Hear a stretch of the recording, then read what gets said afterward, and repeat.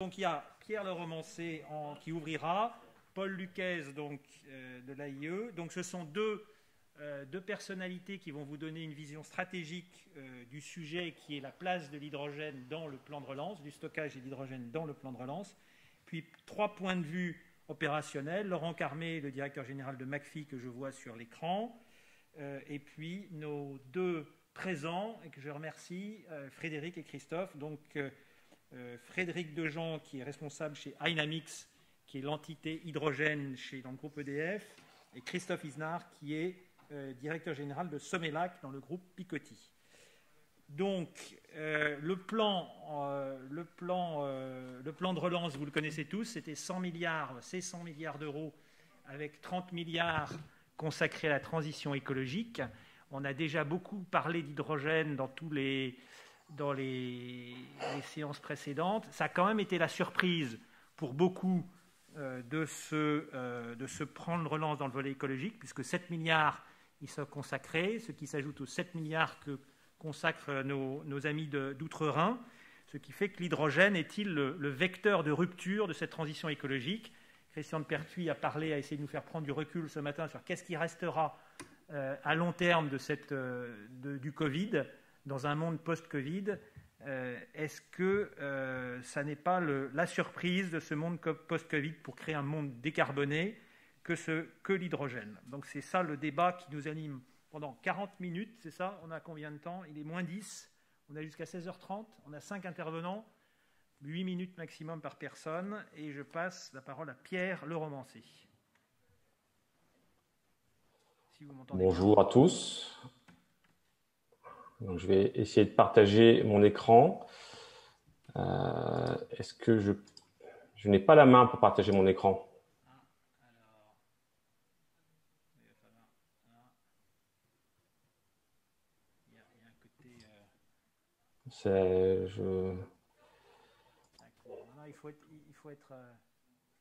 On n'est pas encore dans le monde post-Covid, on est dans le monde Covid et on s'adapte avec bienveillance à ce monde. Voilà, dans ce monde difficile. Est-ce que vous voyez mon écran? Oui. Oui, non. Parfait. Non, mais on imagine, c'est pas si grave, si vous n'avez pas les. Non, vous ne le voyez pas. Alors, je vais refaire une tentative. Ça, c'est les GAFA. Oui. Non, c'est pas des technologies européennes, Zoom. Ah, voilà. Si. Ah, c'est bon. On voit le programme.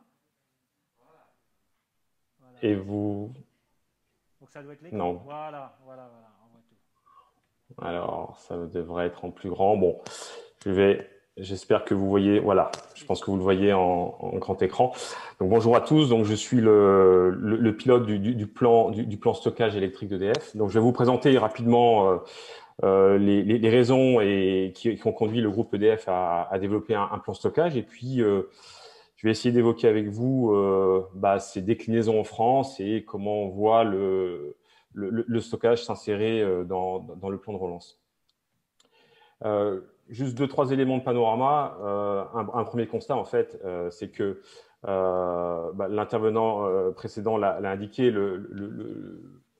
les analyses voient le futur énergétique comme très électrique, d'une part, et d'autre part avec beaucoup de renouvelables. Et le constat que l'on fait, c'est que tout ce renouvelable, et notamment le vent et le solaire, ça va se traduire par des besoins vraiment accrus en flexibilité.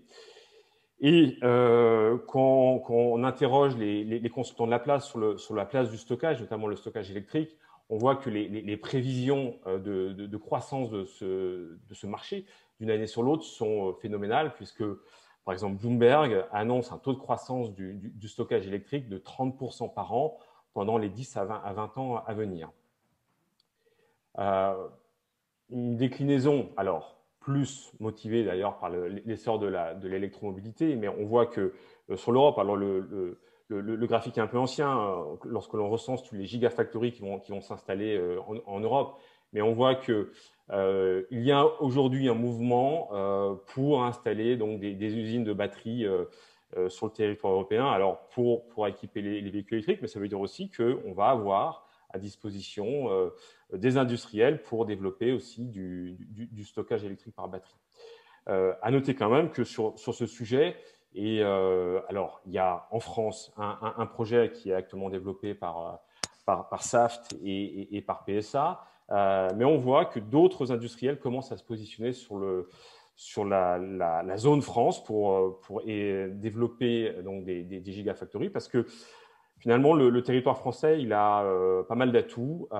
Il a des structures industrielles, il y a des ports, il va y avoir des clients. Et puis, l'électricité est décarbonée. Et c'est un point très important parce que le poids carbone d'une batterie, il n'est pas du tout le même selon que cette batterie sera fabriquée en France ou plutôt en Europe centrale. Et puis, c'est un enjeu aussi pour l'industrie et l'industrie automobile en particulier en France, parce qu'à partir du moment où on arrive à conserver ce qui va représenter à terme quand même 30% de la valeur ajoutée d'un véhicule, eh bien, à partir du moment où on arrive à conserver cette capacité de production en France, eh bien, c'est tout le tissu industriel automobile qui va avec, qui va être maintenu globalement sur le territoire français. Alors, dernier point de contexte, sur le stockage électrique et sur les batteries, on voit que les coûts du lithium-ion sont en forte décroissance, en forte baisse depuis une dizaine d'années. C'est le graphe en bas à droite. En à peu près 10 ans, les prix ont été divisés par 6. Et les analyses montrent que à l'horizon 2030, ces coûts seront divisés sans doute encore d'un facteur 2. Donc, on assiste actuellement à une vraie baisse, une baisse très importante des coûts des batteries, qui est bien sûr un game changer pour le système énergétique. Alors, cette baisse, elle est tractée, bien sûr, par la demande en véhicules électriques, mais voilà, les applications énergétiques en profitent. Et on voit, c'est le graphe en haut à gauche, que eh bien, le volume d'installation de batteries dans le monde, il est en croissance. Alors, il y a eu une petite baisse en 2019 parce que dans quelques pays, il y a eu des évolutions réglementaires et puis aussi une guerre douanière entre les USA et la Chine, qui fait que dans quelques pays, le nombre de projets s'est contracté. Mais dès 2020, et malgré la crise sanitaire, on revient à des niveaux d'activité qui sont bien meilleurs même qu'en 2019 et qu'en 2018. Alors, c'est dans ce contexte que le EDF a décidé de lancer un plan stockage il y a 2 ans, avec l'ambition de développer 10 gigawatts de capacité supplémentaire d'ici à 2035, ce qui représente, alors c'est un chiffrage moyen, environ 8 milliards d'investissements. Ce plan vise un développement sur les très grosses batteries, donc ce qu'on appelle le utility scale, donc 4 gigawatts supplémentaires, 2 gigawatts supplémentaires de STED, donc c'est des stations de transfert par énergie de pompage. On en parle moins, c'est vrai, dans l'actualité, mais les barrages, c'est un outil très précieux pour le stockage dans le système électrique. On a aussi la volonté de se développer sur le stockage décentralisé, je crois qu'on en a pas mal parlé aujourd'hui. Donc, on va mettre des batteries en complément de l'autoconsommation, mais également pour faire du backup, mais aussi pour des entreprises qui veulent diminuer alors sans mettre de photovoltaïque nécessairement, mais pour diminuer leur coût d'accès au réseau. Puis enfin, on a un troisième volet qui est destiné à l'électrification rurale avec l'ambition d'avoir, donc en 2035, 1 200 000 clients, essentiellement dans les pays africains. Et puis, on a développé plus récemment une activité microgrids parce que c'est un domaine qui se développe. Et là, il y a une demande dans de nombreux systèmes insulaires dans le monde. On a développé également une activité de R&D qui vient soutenir le plan stockage. Sur 3 ans, on a investi près de 70 millions d'euros dans des technologies de recherche de stockage. Donc, c'est à la fois de la recherche fondamentale sur les matériaux, les technologies. C'est également beaucoup de tests de matériel, parce qu'il y a pléthore de systèmes de batteries sur le marché. L'idée, c'est de pouvoir identifier les meilleurs matériels du moment et surtout savoir comment les conduire. Donc, on a développé à cet effet un laboratoire de tests in situ qui permet de tester ces matériels sur des longues périodes. Enfin, on essaye avec ce laboratoire de mieux comprendre comment piloter une batterie. Parce qu'il ne suffit pas de l'installer. Ce sont des matériels chimiques. et qui nécessite un pilotage relativement fin. Et aujourd'hui, on est encore au début de l'histoire en termes de, voilà, de développement du lithium-ion. Et on a encore beaucoup à apprendre sur la manière dont vieillissent ces matériels. Et du coup, on a développé donc, un grand programme de R&D dans ce domaine. Enfin, je terminerai par une dernière innovation. On a développé dans nos laboratoires une batterie Zinc-Air, qui est vraiment une alternative à la batterie lithium-ion. On en est à la phase aujourd'hui de développement industriel parce que les premiers prototypes fonctionnent. Et c'est une batterie, bien sûr, qui est vraiment en rupture avec ce qui se fait aujourd'hui parce que les matières premières qu'on trouve à l'intérieur de cette batterie sont finalement assez communs. Et donc, elle a un atout environnemental qui est indéniable. En termes de réalisation, alors on se développe aujourd'hui dans le monde entier. Les projets batteries, les plus gros, se développent en hybridation, en complément du photovoltaïque, essentiellement d'ailleurs en Amérique du Nord, parce que c'est là aujourd'hui qu'il y a un boom des ENR. Alors c'est quelques États, mais c'est notamment Nevada, Californie, et également New York et New Jersey. Donc c'est là qu'on connaît notre principal développement. On a aussi inauguré augmenter la puissance d'une STEP en France métropolitaine. Et puis, dans le cadre du plan de relance, on réfléchit à des nouveaux développements. Alors, ça va être des développements qui peuvent concerner des stations de pompage, parce qu'on voit qu'il y a encore du potentiel, que ce soit en France métropolitaine, dans les DOM ou en Corse, pour ce type d'équipement. C'est des équipements coûteux, donc du coup, effectivement, le financement du plan de relance serait le bienvenu. Ceci dit, s'agissant des stations de transfert par énergie de pompage, on peut se rendre compte que pour certains projets, une simple évolution réglementaire, c'est-à-dire la possibilité de prolonger certaines concessions de barrages, permettrait de faire des nouveaux équipements dans des conditions économiques et finalement sans un recours excessif aux aides publiques. S'agissant du stockage batterie, la question est un peu différente.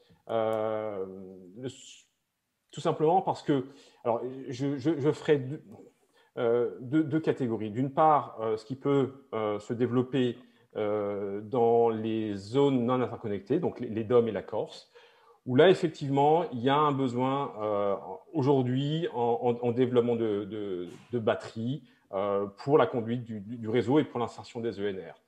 Donc, pour le coup, il peut être intéressant de regarder au cas par cas si certains projets peuvent être aidés. En France métropolitaine, le besoin en batterie, il existe, notamment pour fournir des services systèmes, pour fournir de la capacité. Ceci dit, le système électrique français est aujourd'hui peu demandeur de nouvelles flexibilités parce qu'il y a beaucoup de capacités pilotables. Et donc, les besoins en flexibilité apparaîtront plutôt à l'horizon 2030. Donc aujourd'hui, je pense que sur les batteries, en France métropolitaine, le besoin en financement, il va être plutôt sur la recherche en développement pour identifier des nouvelles technologies, notamment sur, comme je l'ai dit, sur le pilotage, pourquoi pas sur les matériaux. Voilà, pour finir sur le plan stockage, juste 2-3 dernières nouvelles en termes d'acquisition et de prise de participation. On a acquis très récemment, on a pris une participation dans un acteur, dans une start-up alsacienne qui s'appelle Ecoson Innovation, qui développe des containers qui ont à la fois du PV et du stockage, et donc qui permettent d'installer dans les zones non interconnectées, lorsqu'on est très très loin du réseau, d'installer très facilement un système qui permet d'avoir de l'énergie en Il va falloir conclure. On va peut-être passer là-dessus pour oui, j'allais finir.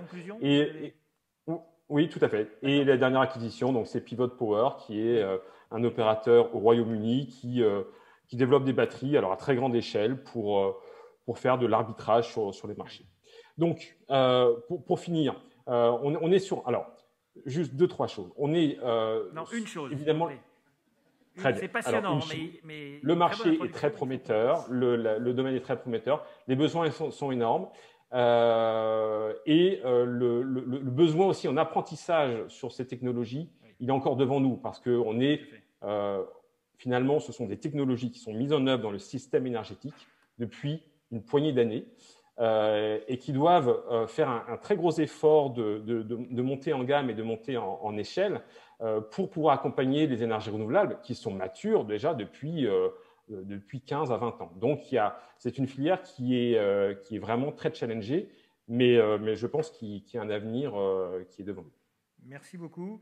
Donc, effectivement, on va passer rapidement du vecteur électrique qui est clé pour le stockage et qui est traditionnel et qui est appelé à cette croissance phénoménale que vous avez décrite, au vecteur hydrogène en prenant du recul avec Paul Luquez, donc, qui dirige la cellule Technological Collaboration Programme à l'AIE, s'il nous a rejoints depuis tout à l'heure et s'il réussit à avoir accès lui aussi à l'écran. Non, Paul n'est pas là. Il est là, mais il ne parle pas. Vous l'avez? On attend tous. En même temps, Pierre se dit qu'il aurait pu parler plus longtemps. C'est terrible comme exercice. Est-ce que vous m'entendez? Merci Allô? Pierre. Merci Paul. Voilà. Vous m'entendez? Très bien. À vous, Houston. Ok. Je partage mon écran également. Voilà. Est-ce que ça marche? Non, ça marche. On vous voit. On te voit. Ouais. Voilà. Ok. Est-ce que vous avez mes slides à l'écran? Non, c'est prometteur, mais voilà, ça y est, on les voit. C'est bon? Ok, bon, bonjour à toutes et à tous. Donc, merci de m'avoir invité. Je regrette aussi de ne pas pouvoir être présent avec vous. Donc, moi, je voulais juste d'abord corriger. Il y avait une petite erreur sur le programme. Il indiquait que je suis à Cap Énergie, pôle de compétitivité dans la région sud. Je ne le suis plus depuis 6 mois. Et donc, je parle ici au titre du CEA et aussi, effectivement, de l'accord hydrogène de l'Agence internationale de l'énergie. Donc, l'objet de mon intervention, c'est de vous montrer, plutôt au niveau mondial, j'ai fait du local là récemment, mais là, c'était plutôt l'échelle mondiale, de vous montrer un petit peu l'ampleur que peut prendre le vecteur hydrogène et peut-être les ordres de grandeur. Alors, pour cela, je partirai du plan français qui a été annoncé donc, au début septembre, qui est conséquent et qui en fait poursuit, je ne vais pas le détailler, qui poursuit juste 2 objectifs principaux qui sont relativement indépendants l'un de l'autre. Le premier, c'est bien sûr participer à la lutte contre le changement climatique, donc implémenter de l'hydrogène pour éviter des émissions de gaz à effet de serre. Et vous voyez qu'il y a des objectifs précis. On veut produire en 2030 un peu moins d'1 million de tonnes d'hydrogène décarboné pour éviter ces millions de tonnes de CO2. Avec 6 gigawatts d'électrolyse. Et pour cela, il y a des mécanismes de soutien qui vont être mis en place, des compléments de rémunération, des garanties d'origine. Donc ça fait partie des 7 milliards. Donc ça, c'est le premier objectif, donc décarboner l'industrie et la mobilité lourde. Ça, c'est les priorités françaises pour l'hydrogène. Le deuxième objectif, il est complètement différent. Il est de créer une filière française, c'est l'aspect économique. C'est-à-dire que on veut aussi créer des industries sur le sol français, sur les composants, sur les électrolyseurs, les piles à combustible, les réservoirs, et puis d'autres technologies. Et là, les moyens sont des moyens d'aide à l'industrie. Et donc, ça passe par des aides d'État, donc ça va être un petit peu plus long à mettre en place. Ça passe aussi par des nouveaux instruments européens comme l'IPCEI, là, qui se veut sur le modèle de l'hydrogène un petit peu l'équivalent de l'Europe des batteries, qui se met en place, et par des tas d'autres moyens. Donc ça, c'est le deuxième volet avec création d'emplois sur le territoire français. Bien sûr, tout ça, ça va passer par des appels à projets, avec une notion de développer des synergies dans des écosystèmes territoriaux, sans oublier, et le CEA est évidemment très intéressé par ça, il faut toujours continuer la R&D et l'innovation, puisque même si ces technologies sont matures, pour la plupart techniquement, on a besoin d'avoir des nouvelles générations de technologies. Donc ça, c'est le plan français. Comme l'a dit Luc Poyer, ce plan français n'est pas le seul. Il y a eu le plan allemand, à peu près d'un même montant. Il y a le plan portugais, espagnol. Auparavant, et même avant la crise, il y avait déjà des plans très significatifs en Asie, au Japon, Corée et puis la Chine. Donc tout ça, ça va dans le sens de passer à l'échelle, puisque le mot d'ordre, c'est plus de faire de R&D, enfin, principalement, c'est de passer à l'échelle. C'est pour ça que les montants sont importants. Et malgré tout, il y a des différences entre les plans. J'y reviendrai peut-être un petit peu après, notamment sur l'origine de l'hydrogène. Alors, maintenant, pour rejoindre donc les travaux de l'AIE, qui ne prenait pas en compte vraiment le rôle de l'hydrogène jusqu'à il y a 3 ans, le considère maintenant comme un des éléments clés de la transition énergétique pour arriver au degré 5 ou 2 degrés, au même titre que les renouvelables, l'efficacité énergétique, le CCS, le nucléaire. Tout ça, il faut combiner tout ça pour arriver aux objectifs. Il y a un scénario que je présente ici, là, qui est de dire en 2050, si on veut arriver à... Alors, il y a deux options. Soit on arrive à une neutralité carbone en 2050, soit on arrive à la neutralité carbone en 2070. Tout ça avec une consommation finale d'énergie au niveau mondial à peu près la même qu'aujourd'hui, ce qui est déjà un effort gigantesque, puisque la population va croître, le PIB va croître. Donc, garder la même consommation d'énergie finale, c'est quelque chose qui est déjà un challenge en soi par l'efficacité énergétique, par l'électrification, notamment des transports. Mais en gardant ça, il faudra décarboner des secteurs tels que le transport. Vous voyez sur le slide, tout ce qui est bleu, c'est la production électrique. Tout ce qui est un petit peu jaune, rouge, c'est l'industrie. Tout ce qui est un peu violet, c'est le transport. Le bâtiment ne joue pas vraiment un grand rôle au niveau mondial. Vous voyez, c'est ce qui est vert, ce n'est pas la plus grande majorité. Et en fait, les énergies renouvelables vont jouer un grand rôle. Certes, le solaire va se développer fortement, mais il y a des secteurs qui sont difficiles à faire décroître au niveau CO2, ce sont les transports et l'industrie. Donc, l'hydrogène peut jouer un rôle. Et dans ce cadre-là, il y a plusieurs ordres de grandeur qui ont été mentionnés maintenant depuis 2-3 ans. Il pourrait jouer, pour donner vraiment un ordre de grandeur, un rôle entre 10 et 20% en 2050 de la consommation finale, entre 10 et 20%. La dernière étude de l'AIE au mois de septembre mentionne 13%. Alors, vous voyez à peu près le rôle au même niveau. Alors, les renouvelables, ça doit être 20-25%, le CCS, 10%, etc. Le nucléaire, 5-10%. Alors, l'AIE a fait des recommandations sur la collaboration internationale, sur le fait de favoriser l'offre, favoriser la demande par des appels d'offres publiques sur les transports publics, etc. Et bien sûr, il y a aussi une recommandation très forte sur faire évoluer la réglementation et la sécurité, et bien sûr sur la R&D, mais à la fin, l'AIE recommande de se focaliser sur 4 opportunités pour 2030, qui me semblent le plus prometteurs. Premièrement, il faut développer l'hydrogène en priorité dans les zones industrielles-portuaires, puisque là, il y a une concentration de production, d'usage et finalement de dimensions géographiques relativement restreintes qui permettent de vraiment démarrer à des conditions économiques les plus favorables les applications de l'hydrogène dans l'industrie. Et souvent, il y a des zones éoliennes, par exemple, offshore, qui ne sont pas très loin. Donc, vraiment, et c'est ce qui se passe vraiment, par exemple, en mer du Nord, c'est exactement ce qui se passe aux Pays-Bas en ce moment. C'est le développement massif de l'hydrogène dans ces zones. Deuxièmement, l'injection d'hydrogène dans les réseaux de gaz pour, entre guillemets, verdir un petit peu le gaz, c'est quelque chose qui est facile et donc qui va permettre d'écouler assez rapidement des productions d'hydrogène vert.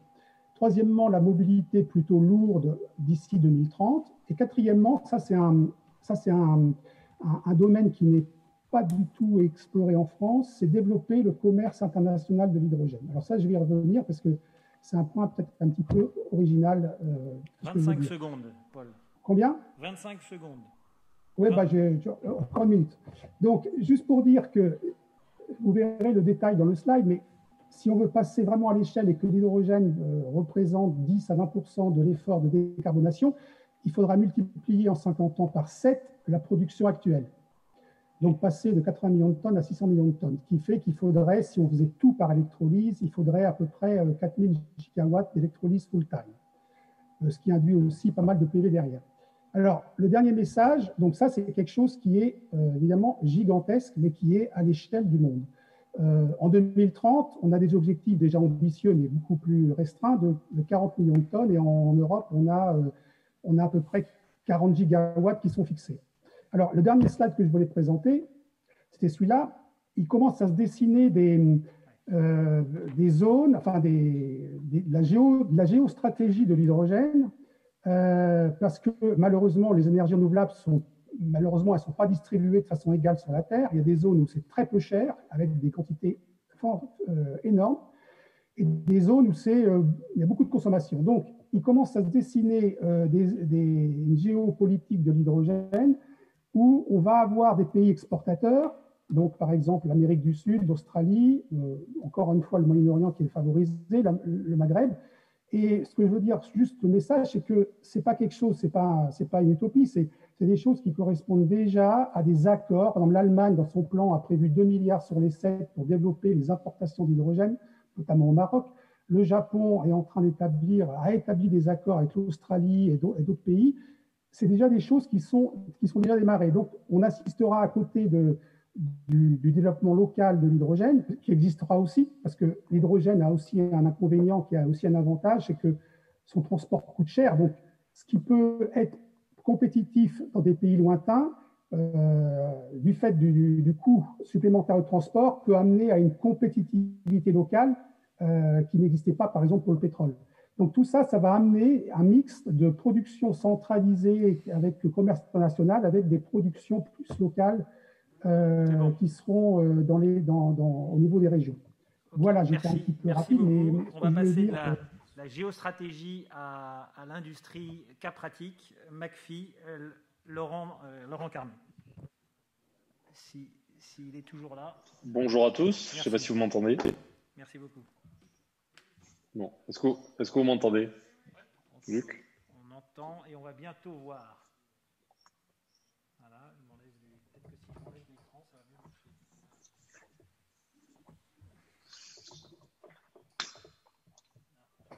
marcher.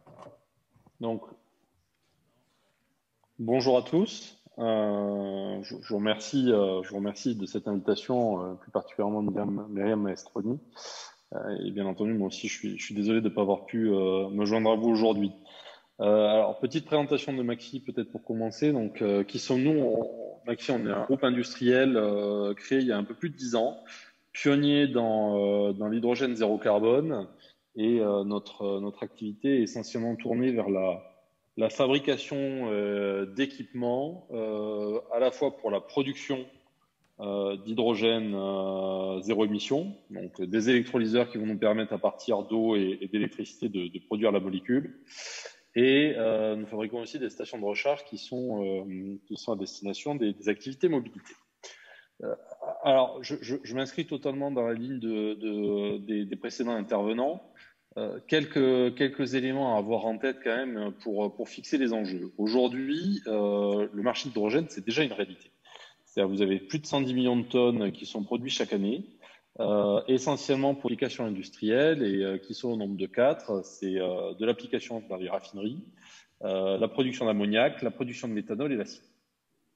Le problème, c'est que ces 110 millions de tonnes aujourd'hui sont produites à partir d'hydrocarbures.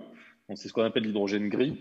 Et chaque fois qu'on fabrique une tonne d'hydrogène, on fabrique 12 tonnes de CO2. Donc, mis bout à bout, l'hydrogène aujourd'hui est responsable de 2% des émissions de CO2. Et évidemment, on se doit d'abattre cette production et ces émissions, tout en maintenant des industries qui sont absolument vitales pour nos économies.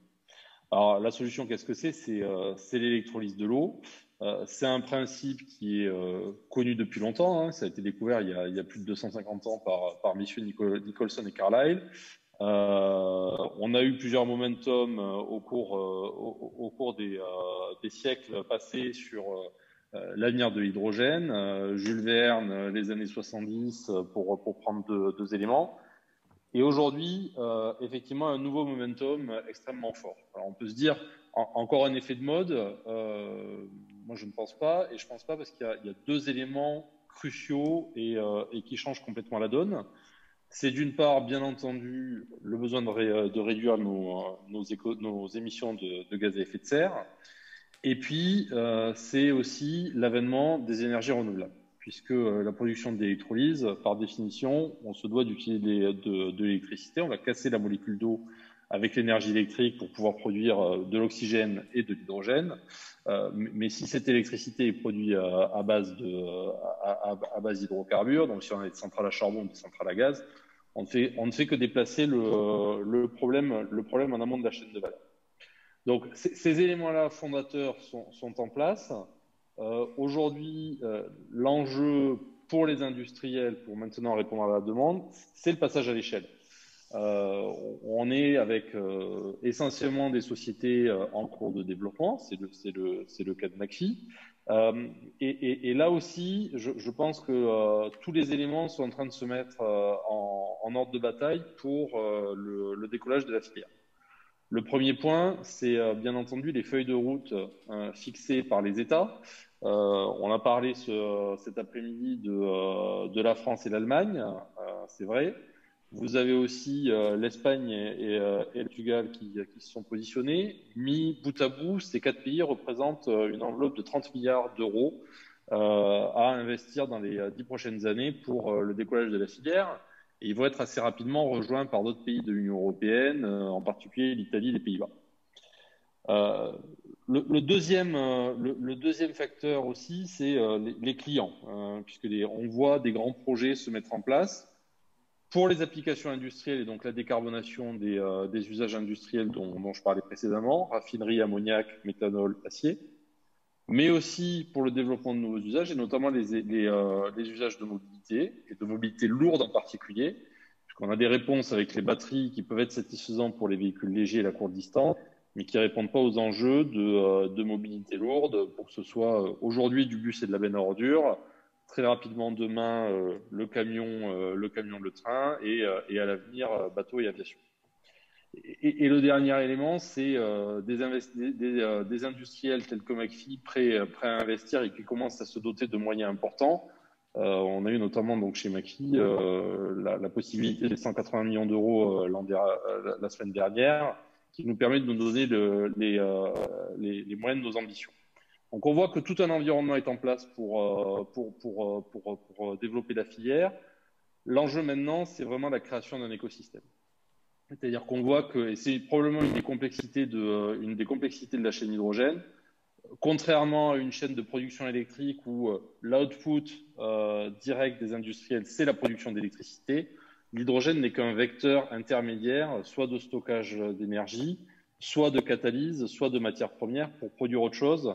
Et donc, on se doit de développer à la fois, bien entendu, des acteurs comme McPhy qui vont produire la molécule ou aider à sa distribution, mais aussi les véhicules, mais aussi les nouveaux applicatifs industriels qui vont pouvoir utiliser cet hydrogène vert. Donc, un enjeu de développement de filière extrêmement important, un enjeu d'écosystème en plus que l'on souhaite européen, puisque, bien entendu, nos élus, nos administrations, mais aussi les industriels souhaitons développer une feuille de route et un écosystème industriel européen. Et ne pas être tributaire des importations étrangères. Et donc, le dernier point, c'est effectivement d'arriver à développer ces acteurs et de développer de manière concomitante les options d'offres et de demande. Alors, on voit qu'il y a une certaine complexité dans l'enjeu, un certain nombre de fondamentaux en place. Pardon, Luc ? Tu peux conclure ? Je termine, je conclus. Merci. Et un point, et pour reboucler sur cette feuille de route française et européenne, le bon élément, c'est-à-dire qu'aujourd'hui on a une filière en devenir, on a besoin d'une impulsion publique pour faciliter les investissements, les soutenir tel que ça a été fait sur les énergies renouvelables et en même temps développer un tissu industriel européen. Ces éléments sont en place, on en est au début, mais effectivement on commence à rentrer aujourd'hui dans une étape extrêmement à la fois enthousiasmante et ambitieuse. McPhy est au rendez-vous, mais ça se fait dans dans un écosystème global qui est extrêmement important pour la filière. Voilà. Je vous remercie. Merci beaucoup pour cette concision.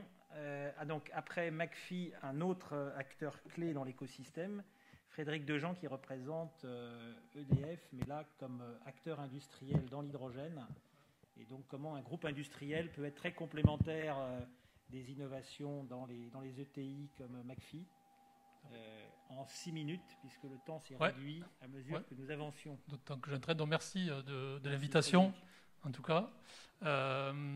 Donc ça tombe bien que je passe après Laurent, parce que finalement, nous, à Enamix, on est une filiale à 100% du groupe EDF qui a été créé il y a un peu plus d'1 an pour développer, en tant qu'investisseur exploitant, les moyens de production et de distribution d'hydrogène pour les deux marchés dont on a parlé, en particulier les deux marchés dont on a parlé matures aujourd'hui, que sont l'industrie et la mobilité lourde.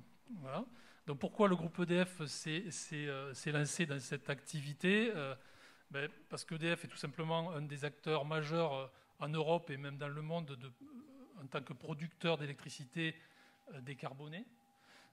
Et donc, de façon tout à fait naturelle, produire de l'hydrogène à partir d'électrolyse de l'eau et d'une électricité décarbonée permet de produire de l'hydrogène décarboné. C'est comme ça que tout le monde l'entend. Et donc participe à tous les objectifs dont on a parlé juste avant sur l'hydrogène pour décarboner notre industrie. Et disons, lancer ce nouveau marché de la mobilité lourde qui n'a de sens que si on a une hydrogène évidemment décarbonée et pas une hydrogène grise, parce que sinon il vaut mieux utiliser le diesel, hein, ça pollue moins que de l'hydrogène carboné. Alors, il faut l'avoir en tête quand même. Donc EDF s'est lancé là-dedans. Il s'est lancé là-dedans de plusieurs manières. D'une part, en investissant beaucoup dans la R&D depuis 20 ans. EDF travaille dans l'hydrogène depuis 20 ans, dans les piles à combustible et dans les électrolyseurs. En prenant des parts de participation importantes des acteurs comme McPhy, puisque EDF était un des premiers investisseurs importants dans McPhy, et entre autres, puisqu'il a aussi quelques participations dans des technologies de rupture, comme l'électrolyse haute température, ou de nouvelles technologies qui pourraient arriver à maturité plus tard, hein, au travers de son centre R&D, en investissant aussi dans des moyens d'essai qu'on a mis aux renardières pour tester les électrolyseurs, et donc en créant une société Enamix dont l'objectif et le modèle d'affaires est d'investir en tant que maître d'ouvrage sur ces activités de production, puisqu'en fait, un chaînon important dans le développement de cette nouvelle économie de l'hydrogène, c'est aussi les actifs qui vont être importants à créer et qui vont coûter de l'argent et qui vont se développer sur les 10 années qui viennent, que ce soit pour des grosses installations qu'on voit en Allemagne en particulier, ou aux Pays-Bas de plusieurs dizaines de mégawatts, mais aussi des installations plus petites en France de quelques mégawatts, puisque la particularité et l'intérêt aussi de la France, hein, c'est d'avoir une électricité décarbonée disponible partout. Et donc à partir de là, on peut mettre des électrolyseurs dans les territoires de façon relativement simple, puisqu'il suffit de se raccorder au réseau et on a une hydrogène qui est décarbonée. Et donc on peut être au plus près des consommateurs. Donc ça rejoint un peu ce qu'on disait sur l'équilibre entre un prix de l'hydrogène transporté qui est relativement important, puisque transporter l'hydrogène coûte cher, et la capacité à produire localement de l'hydrogène au plus près des usages, et donc diminuer ses coûts de transport. Donc la France, dans ce cadre, il est clair, la France et EDF et aussi les autres énergéticiens français, puisqu'il y a quand même pas mal d'énergéticiens français qui ont un rayonnement international, hein, que ce soit Air Liquide, Engie, Total. Ces énergéticiens-là et aussi les atouts de la France en termes d'électricité décarbonée, on a un rôle important à jouer. D'une part pour, je dirais, internaliser les moyens de production des électrolyseurs comme McPhy, essayer de les mettre en France et en tout cas en Europe, ça c'est important, et pas faire comme le photovoltaïque finalement, devoir acheter des électrolyseurs en Chine d'ici 10 ans, ce serait quand même un peu dommage, même si c'est quelque chose qui peut arriver encore, hein. Et donc produire cet hydrogène localement ou de façon centralisée selon les besoins nécessaires. Et est-ce que vous pouvez nous donner un exemple concret de projet sur lequel vous travaillez, idéalement en France, au moins en Europe? Alors, par exemple, en Allemagne du Nord, la raffinerie de Heide. Alors oui, en Allemagne du Nord. Mais il y en a peut-être d'autres. Oui. Alors en Allemagne du Nord, on travaille sur un gros projet issu d'un programme Réel Labor en Allemagne, qui est le laboratoire Réel, qui est une production dans une raffinerie une production de 30 MW d'électrolyse pour la raffinerie, pour le besoin de la raffinerie. Et ça, c'est le Real Labor en Allemagne, c'est le test. Les 30 MW, c'est le test. Et en fait, l'objectif, c'est 700 MW. Donc ça rejoint les plusieurs gigawatts qui sont l'objectif allemand, hein, comme en France d'ailleurs. Donc ça, ce sont des très gros projets dans lesquels on travaille avec différents partenaires et qui sont très importants parce qu'ils permettent aussi de tester tous les sujets autour de l'hydrogène, que ce soit technique, mais aussi les sujets de raccordement à des champs éoliens, les sujets de taxonomie aussi qui sont assez compliqués en Allemagne aussi, hein, comme en France. Et puis on a aussi des projets en France plus petits, on travaille sur différents projets dont je ne peux pas vraiment parler aujourd'hui parce qu'ils ne sont pas complètement sortis, mais de bus. Il y a beaucoup de projets de bus et de ordures ménagères en France dans différentes collectivités, où là c'est des projets de quelques mégawatts, de 1 à 5 mégawatts, mais qui vont... il va y en avoir beaucoup, hein. Il y a d'autres acteurs qu'EDF qui les développent. En France, il va y en avoir beaucoup, et ça va permettre aussi de commencer à distribuer différentes productions en France, et donc d'être capable aussi de placer des stations de distribution aussi d'hydrogène, ce qui aujourd'hui manque, hein. On est dans le problème de la poule et l'œuf, hein. Les véhicules, s'il n'y a pas de véhicule, il n'y a pas de station, s'il n'y a pas de station, il n'y a pas de véhicule. Donc il faut qu'il y ait cette volonté politique et des industriels, et cette prise de risque aussi pour lancer ce marché. Ce qui est en train de se faire aujourd'hui au travers du plan de relance. On espère qu'il va donner ses fruits, quoi. Donc il faut aller... Vous avez été à la fois très clair et très prudent, parce que je suis sûr que vous avez dans vos cartons des grands et gros projets pour répondre aux appels d'offres du plan de relance et ICPEI, mais ce sera pour une prochaine édition. Voilà. C'est très bien comme ça. Et ça permet de donner le mot de la fin à Christophe Isnard, donc directeur général de Somelac, et de revenir au territoire et à la mobilité, parce que c'est par là qu'on a commencé et c'est par là qu'on doit finir. Donc vous êtes un acteur local de la mobilité multi-énergie partagée. Quesaco, et en quoi est-ce que l'hydrogène est au cœur de vos ambitions? Merci beaucoup. La transition énergétique se gagnera avec l'évolution de l'offre de mobilité autour des solutions et des mix énergétiques. La mobilité doit évoluer vers une offre partagée, vers une offre multi-énergie, avec pour l'instant les énergies traditionnelles, mais également le GNV, l'électromobilité, et demain la mobilité hydrogène, avec les premières offres de location que l'on pourra proposer sur le territoire dès le premier semestre 2021. Si on regarde la solution hydrogène offre les mêmes avantages que les véhicules électriques, avec des véhicules à zéro émission, zéro niveau de pollution sonore. Et par contre, pas de contraintes en matière de recharge de batterie, pas de contraintes en matière de temps de recharge, et pas de contraintes également de recyclage des batteries. Cette offre aujourd'hui est assez restreinte au niveau des constructeurs, mais complètement aboutie. La preuve en est, la Nissan Mirai, qui s'est invitée à E5T, est un véhicule qui aujourd'hui circule dans les rues de Paris.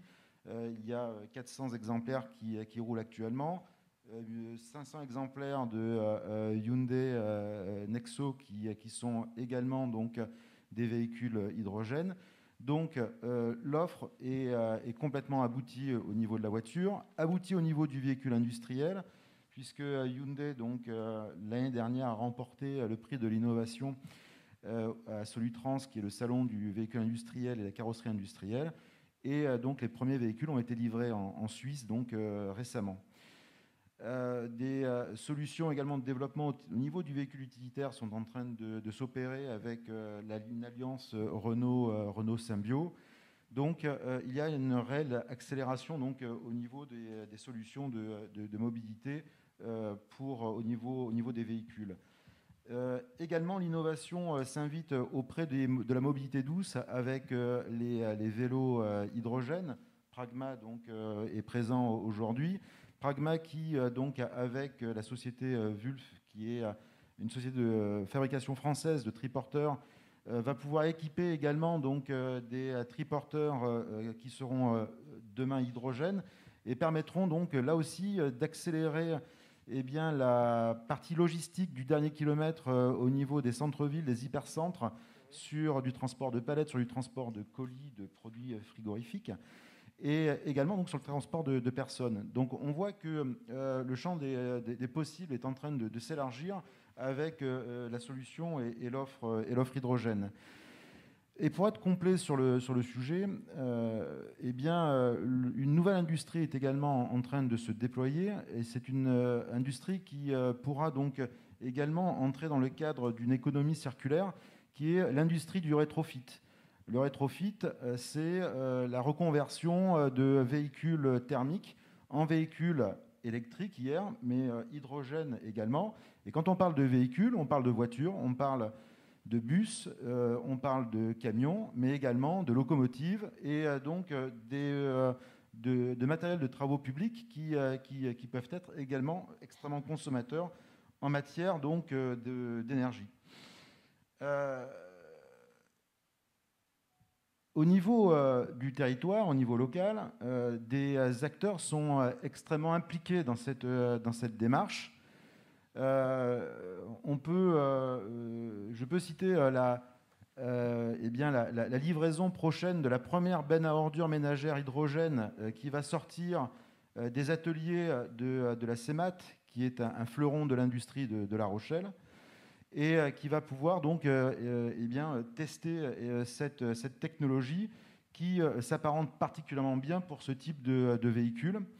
Alstom également donc travaille sur ces solutions hydrogène. Et enfin, l'USO, logistique urbaine zéro carbone, est donc également un écosystème qui, sur la communauté d'agglomération de La Rochelle, déploie l'offre de mobilité hydrogène prochainement, et s'appuie donc sur 3 autres piliers. Le premier pilier donc de la production d'hydrogène vert, autour d'une production donc sur Atlantec de 4 tonnes d'hydrogène vert, et à venir également la possibilité d'exploiter un hydrogène coproduit également sur le port de La Rochelle, qui alimentera un deuxième pilier qui est celui du transport, et un troisième pilier qui est celui de la distribution, puisqu'après, donc, il convient de mailler le secteur pour pouvoir donc alimenter les véhicules légers, industriels, les véhicules également de mobilité douce pour leur déplacement au quotidien. Donc on s'inscrit complètement dans cette dynamique de territoire qui est La Rochelle zéro carbone 2040. Merci beaucoup. Je pense que les 2 mots, c'est changement d'échelle et élargissement du champ des possibles. Je crois que l'hydrogène, c'est ça aujourd'hui. On va passer à la grande échelle avec des méga projets, des mouvements, un trading international, comme on l'a vu au début, mais aussi dans les territoires, des usages de plus en plus différents, que ce soit qui vont de la mobilité douce.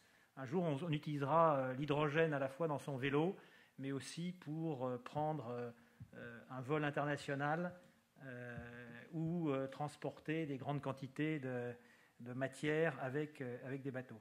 Voilà. Merci beaucoup, merci pour votre patience. Je crois que c'est maintenant peut-être la pause.